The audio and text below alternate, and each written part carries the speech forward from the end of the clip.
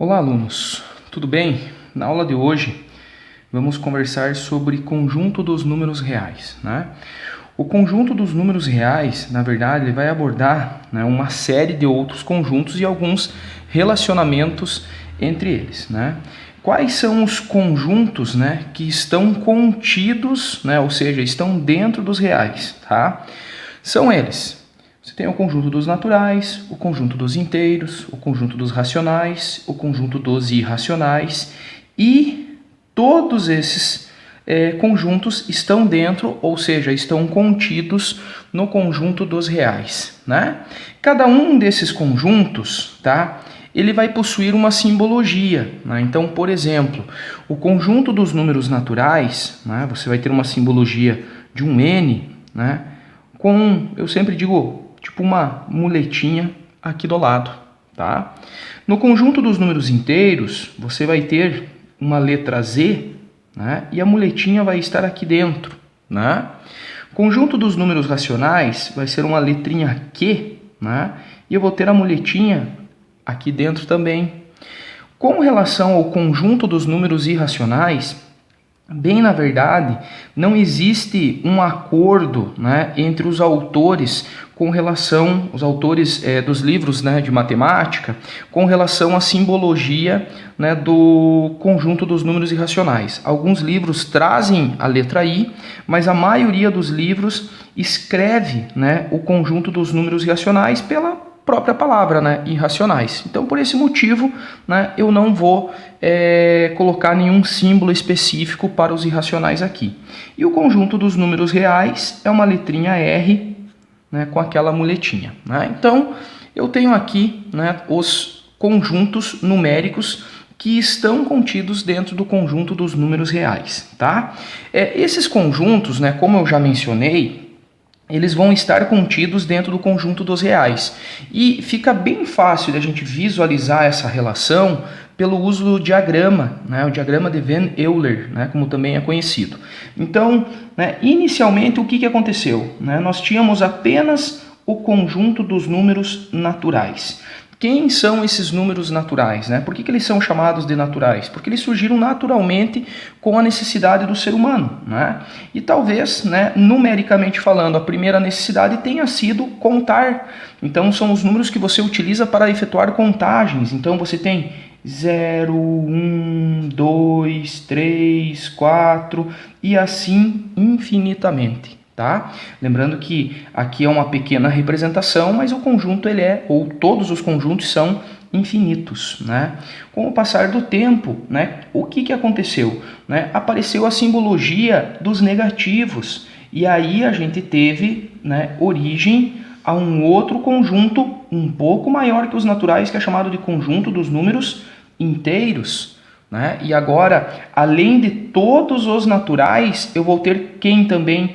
Os naturais, na verdade, os inteiros negativos, né? Então você vai ter aqui o menos 1, o menos 2, o menos 3, o menos 4, menos 5 e infinitamente, né? Então, professor, eu posso dizer que o conjunto dos naturais ele está contido no conjunto dos inteiros? Pode, né? Ele está dentro dos inteiros. E com o tempo, né, conforme foram surgindo as necessidades do ser humano, né, foram formalizados outras representações numéricas, né, e apareceu, né, esse conjunto aumentou um pouquinho e surgiu quem? O conjunto dos números racionais. Tá? É aqui dentro desse conjunto que vão aparecer quem? Os números com vírgula. Todas as frações, né, para um número ser chamado de racional, ele deve, né, uma condição é que eu consiga transformar ele em fração. Né? Então, por exemplo, por que todos os naturais e todos os inteiros eles também são racionais? Porque eu consigo transformar cada um destes números em fração. Por exemplo, vou pegar o número 4.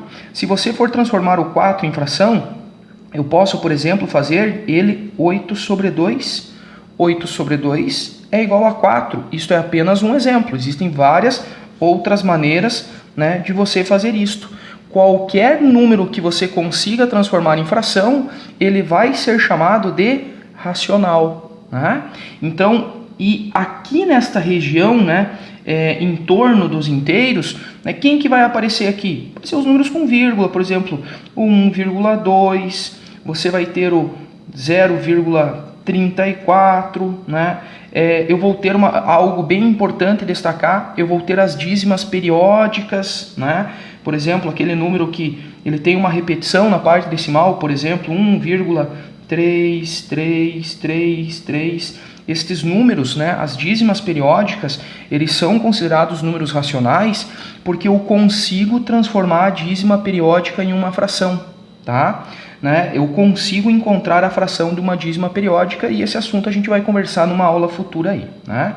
Bom, e depois disso tudo, né, o que apareceu? Todos os números que eu consigo transformar em fração vão ser chamados de racionais, tá? E daí o que aconteceu? Né? Pintou então um conjunto mais amplo, chamado de conjunto dos números reais, né? E daí nesse momento você deve estar me perguntando, professor, e os irracionais, aonde que eles estão? Os irracionais, eles vão aparecer aqui, ó, nessa região. É nessa região que eu vou ter os irracionais, tá? Os irracionais. Então o que acontece? Todos os números que eu consigo transformar em fração, eu vou ter nesta região inteira. E ao redor destes números, eu vou ter aqueles que eu não consigo transformar em fração. Por isso que eles são chamados de irracionais. Então assim, né, se você for analisar, se a palavrinha for racionais, é porque dá para transformar em fração. O prefixo i é um prefixo de negação, significa que irracionais eu não consigo transformar em fração.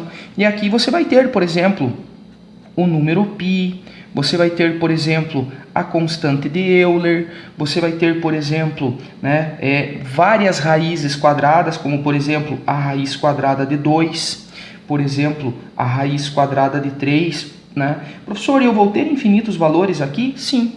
Dentro de cada um desses conjuntos, eu vou ter uma infinidade de possibilidades. Tá? E o conjunto dos irracionais, na verdade, ele surgiu matematicamente, né, com a finalidade de estabelecer critérios de aproximações. Né? Então, quando a gente for falar, né, futuramente do número π, né, vocês vão ver que o número π ele é aproximadamente 3,14.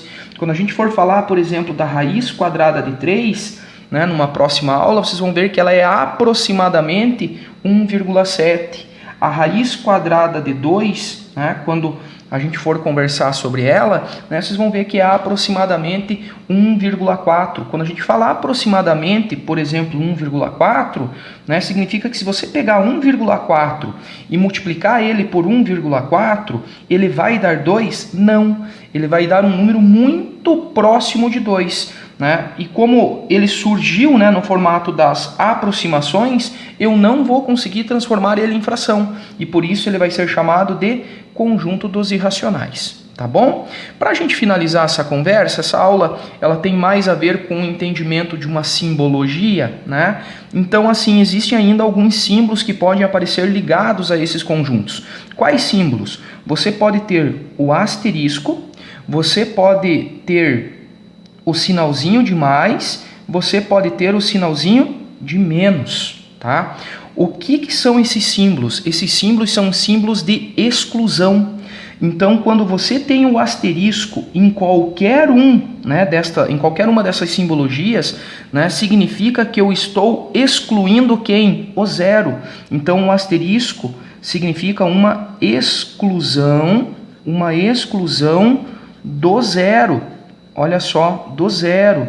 Então, por exemplo, se eu for escrever, né, por exemplo, o conjunto dos números naturais, né? Então você sabe, o conjunto dos números naturais seria, né, 0, vamos por aqui, ó, 0, 1, 2, 3 e assim vai infinitamente. Consequentemente, se eu chegar aqui nos naturais e colocar o asterisco, significa que eu vou contar todos os naturais, porém vou fazer uma exclusão do zero. Então o meu conjunto vai ficar 1, 2, 3 e assim sucessivamente. Eu vou ter todos os naturais menos o zero. Né? E o que significa o sinalzinho de mais? Tem que tomar muito cuidado aqui. O sinalzinho de mais também indica uma exclusão. Tá? Também ele indica uma exclusão. Significa que você vai ter uma exclusão dos negativos, tá? Dos negativos. Toma cuidado.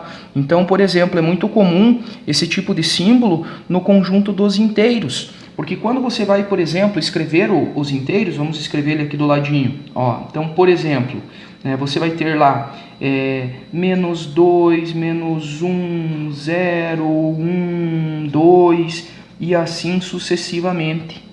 Quando você coloca, por exemplo, o sinalzinho de mais, junto ao símbolo dos inteiros, significa que eu vou escrever todos os inteiros, porém eu vou fazer uma exclusão dos negativos, tá? Então só não posso colocar os negativos, então ele vai ficar 0, 1, 2 e assim infinitamente. E de repente você pode falar, professor, mas esse conjunto aqui é igual ao conjunto dos naturais, né? Exatamente, existem simbologias que vão estabelecer equivalências, legal?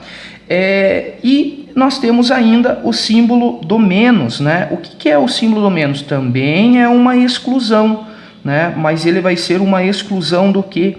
É uma exclusão dos positivos, tá? Dos positivos. Então, por exemplo, o sinalzinho de mais e sinalzinho de menos, ele é muito usado nos inteiros, tá? Vamos pegar um outro exemplo aqui, Eu tenho aqui os meus inteiros. Imagine que eu colocasse, por exemplo, o sinalzinho de menos agora nos meus inteiros. Significa que eu vou excluir quem? Somente os positivos. Então eu vou tirar o 1, o 2. Lembre que o 0 não tem sinal. Então eu vou escrever ele. Então ele ficaria, por exemplo, menos 2, menos 1 e 0. Tá? O sinalzinho positivo ou o sinalzinho negativo, ele pode ser combinado com asterisco.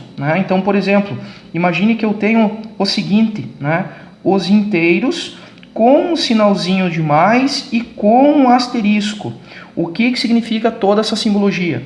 Significa que eu vou excluir os negativos e vou excluir o 0. Então eu vou ficar com quem? Com 1, 2, 3 e assim sucessivamente. Professor, tem como ter um símbolo positivo e um símbolo negativo junto? Impossível, tá? Estes dois símbolos, eles não podem ocorrer juntos. O que pode acontecer é o positivo, ocorrer com um asterisco, ou o negativo ocorrer com um asterisco, ou cada um deles ocorrer de forma isolada. Legal? Então, a princípio seria isto, algumas informações sobre conjunto dos números reais. Valeu!